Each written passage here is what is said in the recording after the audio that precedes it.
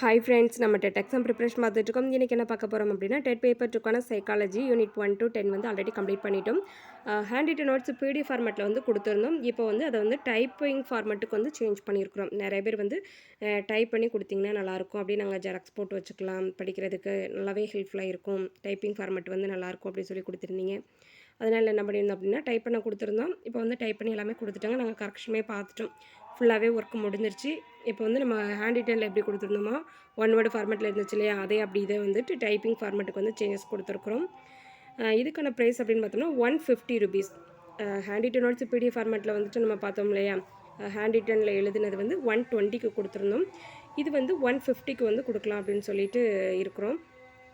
Mail ID வந்து description பாக்ஸில் இருக்குது. வேணுங்கிறவங்க ஃபுல் டீட்டெயில்ஸ் கேதர் பண்ணிவிட்டு நீங்கள் கலெக்ட் பண்ணிக்கலாம். இந்த மாதிரி தான் நம்மளோட பிடிஎஃப் வந்து கொடுத்துருக்குறோம். யூனிட் 1 to 10 வரையுமே கொடுத்துருக்குறோம்.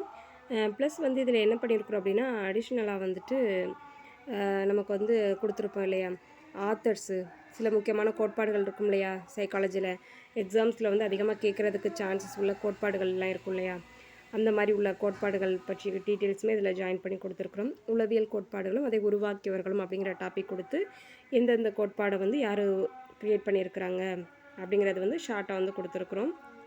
இது எல்லாமே சேர்த்து தான் கொடுத்துருக்குறோம். இதில் எதுவும் டவுட் இருந்துச்சுன்னா கமெண்ட் பாக்ஸில் கமெண்ட் பண்ணுங்கள். நம்மளோட வீடியோ உங்களுக்கு யூஸ்ஃபுல்லாக இருந்துச்சுன்னா ஒரு லைக் கொடுத்துருங்க. நம்மளோட சேனல்லையுமே தமிழ் வந்து ஃபுல்லாகவே கம்ப்ளீட் பண்ணியிருக்கிறோம்.